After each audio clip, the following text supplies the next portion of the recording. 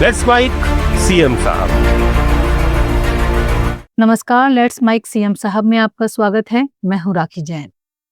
तमिलनाडु के मुख्यमंत्री MK. Stalin ने आज चेन्नई में सफाई कर्मियों के लिए शुरू की गई निशुल्क भोजन योजना का उद्घाटन किया। उन्होंने घोषणा की ये योजना आगामी दिसंबर से सभी नगर निगमों और नगर पालिकाओं में लागू की जाएगी। मुख्यमंत्री ने कहा कि चेन्नई के 200 वार्डों में सफाई कर्मियों के लिए विश्राम कक्ष बनाए जाएंगे ताकि उन्हें सम्मानजनक और सहज कार्य वातावरण मिल सके। सफाई कर्मियों की गरिमा की रक्षा करना और उनके जीवन के स्तर को सुधारना और उनके बच्चों को ऊंचे पदों पर पहुंचते देखना मेरा सपना है। सरकार उनके सभी वाजिब मांगों को पूरा करती रहेगी। आंध्र प्रदेश के मुख्यमंत्री चंद्रबाबू नायडू ने राज्य में पर्यटन क्षेत्र को बढ़ावा देने के लिए एटमॉस्फेयर कोर कंपनी के अधिकारियों और प्रतिनिधियों से मुलाकात की। बैठक में लग्जरी होटल प्रोजेक्ट्स और पर्यटन अवसंरचना को मजबूत करने पर विस्तृत चर्चा हुई। मुख्यमंत्री ने कहा कि सरकार राज्य को विश्व स्तरीय पर्यटन हब बनाने के लिए प्रतिबद्ध है और ऐसे निवेश राज्य में रोजगार तथा आर्थिक विकास को बढ़ावा देंगे। राजधानी दिल्ली में अग्नि सुरक्षा व्यवस्था को अधिक पारदर्शी और सरल बनाने की दिशा में बड़ा कदम उठाते हुए दिल्ली की मुख्यमंत्री रेखा गुप्ता ने कहा कि अब अग्नि प्रमाण पत्र के नवीनीकरण की प्रक्रिया पूरी तरह डिजिटल कर दी गई है। सीएम ने बताया कि अब तक नवीनीकरण की प्रक्रिया मैनुअल थी, जिसमें लोगों को फायर विभाग के दफ्तर जाकर दस्तावेज जमा करने पड़ते थे। इससे कई परेशानियां होती थीं। नई डिजिटल प्रणाली लागू होने के बाद सभी औपचारिकताएं ऑनलाइन पूरी की जा सकेंगी। अभी तक दिल्ली राज्य में फायर सर्टिफिकेट रिन्यूअल का प्रोसेस जो था वो मैनुअल था। पूरी तरीके से यहाँ पर व्यक्ति को, संस्थान को अपने फायर सर्टिफिकेट को रिन्यू करवाने के लिए फायर विभाग के पास अपना मैनुअल एप्लीकेशन देना पड़ता था, फिजिकल डॉक्यूमेंट देने पड़ते थे और सारा का सारा प्रोसेस मैनुअल होने के कारण बहुत सारी अड़चनें, दिक्कतें वहाँ पर रहती थी। पहली बार दिल्ली के इतिहास में हमारे फायर विभाग द्वारा इस पूरे प्रोसेस को, जिसमें फायर सर्टिफिकेट का रिन्यूअल जो है वो डिजिटलाइज होगा, ऑनलाइन पोर्टल के माध्यम से होगा, जो पोर्टल आज हमने लॉन्च किया है, जिसमें पूरे तरीके से पारदर्शिता के साथ साथ यहाँ पे प्रोसेस को इजी करके ट्रांसपेरेंसी के साथ जो पूरा का पूरा काम हर स्टेज पे उस फाइल की मूवमेंट व्यक्ति को पता होगी, वो उसे सर्च कर सकते हैं, फाइंड कर सकते हैं और अपने सर्टिफिकेट को इश्यू करवाने के लिए मिनिमम दिक्कतों के साथ, मिनिमम प्रोसेस के साथ आप अपना सर्टिफिकेट रिन्यू करवा सकते हैं। दिल्ली की सुरक्षा के लिए, दिल्ली में बेहतरी के लिए ये एक बहुत ही महत्वपूर्ण कदम है।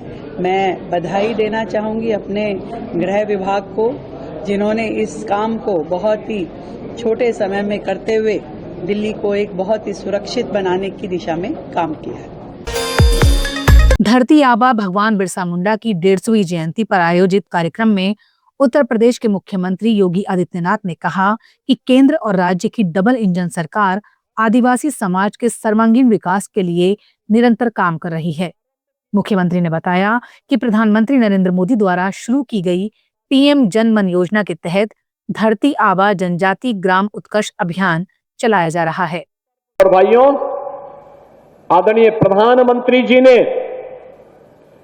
पीएम जनमन योजना के अंतर्गत धरती आबा जनजातीय ग्राम उत्कर्ष अभियान प्रारंभ किया है और इस अभियान के अंतर्गत मुझे बताते हुए प्रसन्नता है कि इस अभियान के अंतर्गत उत्तर प्रदेश के 517 गांवों में जो जनजातीय बाहुल्य गांव हैं, उन गांवों में बुनियादी सुविधाओं के साथ साथ उनके समग्र विकास के लिए डबल इंजन की सरकार कार्य कर रही है।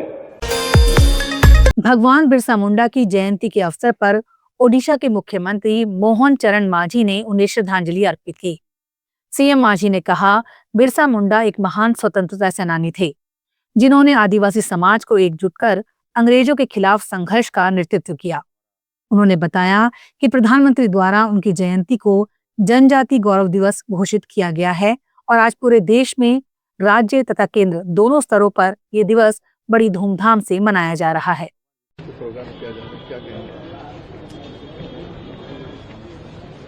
महान जनजाति की स्वाधीनता संग्रामी भगवान बिरसा मुंडा की आज 151 जयंती उत्सव है। इसी आधार पर आज हमारा ओडिशा विधानसभा का जो हमारा कैंपस है, रिमिसेस है, हम उनका प्रतिमूर्ति के ऊपर हमने श्रद्धांजलि अर्पित किए। भगवान बिरसा मुंडा ने एक महान स्वाधीनता संग्रामी थे और एक आदिवासी होने के नाते इतना बड़ा स्वाधीनता संग्रामी अंग्रेज के विरोध में वो लड़ाई किए थे। सारी आदिवासी को इकट्ठा करते हुए जैसे उनका लड़ाई था, निश्चित रूप से ब्रिटिश साम्राज्य को वो पूरी तरीके से हला दिए थे और ब्रिटिश लोगों ने भयभीत होते हुए उनको अरेस्ट किए और अरेस्ट करने के बाद जेल में डाल दिए और बाद में उनका एक रहस्यपूर्ण के निधन हुआ था, वो बलिदान दिए थे। उनका जन्मदिन को एक जनजातीय गौरव दिवस के नाते माननीय प्रधानमंत्री जी डिक्लेरेशन किए और 150वां जन्मदिन पर रांची के खुंटी के उनके जन्म स्थान पर और स्वयं प्रधानमंत्री गए थे। उनका मिट्टी मथा पे लिए प्रधानमंत्री जी ने और उनको 1 साल तक जनजातीय गौरव दिवस मनाने के लिए घोषणा किए थे और 1 साल तक भी आज मनाया जा रहा है। जनजातीय गौरव दिवस के अवसर पर आयोजित बड़े कार्यक्रम में मध्य प्रदेश के मुख्यमंत्री डॉक्टर मोहन यादव ने किसानों के लिए महत्वपूर्ण राहत की घोषणा की। मुख्यमंत्री ने कहा, पीला मोजेक रोग से फसलों को हुए नुकसान की भरपाई के लिए प्रदेश सरकार 45 करोड़ रुपए का मुआवजा देगी। इसके साथ ही उन्होंने आदिवासी क्षेत्रों के विकास, किसान हितैषी योजनाओं और जन कल्याण कार्यक्रमों को और मजबूत करने की प्रतिबद्धता दोहराई। जोरदार ताली बजाओ। में पंचायत विभाग के माध्यम से बात करके अभी 5 कुएं देते हैं, अब ये 20 करना है। अभी 20 करें, अगली बार फिर कर देंगे। अभी 20 कुएं करने की घोषणा करता हूं हर पंचायतों के माध्यम से, जहां मनरेगा के माध्यम से कुएं बन रहे हैं। इनकी संख्या बढ़ना चाहिए। मांग रहे और आदिवासी अंचल के लिए मांग रहे हैं तो आनंद आ ही जाता है। आपने कहा चंद्रशेखर आजाद नगर, ग्राम जवानिया चंद्रशेखर आजाद 33-132 केवी कट्ठीवाड़ा में आंबा डबेरी, ये ग्रिड बनाने की बात कही, करना चाहिए क्या? तो मैं इसको बनाने के लिए विद्युत विभाग में भेज करके परीक्षण करा के कराने की घोषणा करता हूं। जोरदार अभिनंदन करें। और मुझे बताया उड़द और सोयाबीन में पीला मोजेक और कीट रोग लगा है क्या? तो देना चाहिए मुआवजा। तो जोरदार ताली बजाओ। मैं 45 करोड़ का मुआवजा देने की भी घोषणा करता हूं। हमारे लिए आदिवासी अंचल में जो हो जाए वो सब करने की तैयारी करता हूं। ये हमारी बहुत सारी सड़कें दी, मैं भी परीक्षण करा करके इनको कराने की घोषणा करता हूं। जोरदार अभिनंदन करें पूरे आयोजन के लिए। बिहार विधानसभा चुनाव में एनडीए को मिली जीत पर प्रतिक्रिया देते हुए महाराष्ट्र के मुख्यमंत्री देवेंद्र फडणवीस ने कहा, ये जीत प्रधानमंत्री नरेंद्र मोदी और मुख्यमंत्री नीतीश कुमार के सुशासन पर जनता के भरोसे का परिणाम है। उन्होंने कहा, प्रधानमंत्री मोदी और नीतीश कुमार के सुशासन पर बिहार का भरोसा इस जीत का कारण है। एनडीए गठबंधन, जिसमें चिराग पासवान, जीतन राम मांझी और उपेंद्र कुशवाहा शामिल हैं, बहुत मजबूत रहा है। ये मोदी पैटर्न है और ये नीतीश पैटर्न है। देखिए, मोदी जी के ऊपर बिहार का विश्वास और नीतीश जी का सुशासन, यही इस जीत के लिए मैं ऐसा मानता हूं कि जीत का कारण है।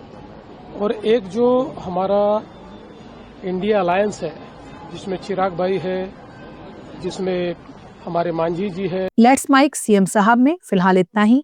देखते रहिए, सुनते रहिए लेट्स माइक। नमस्कार।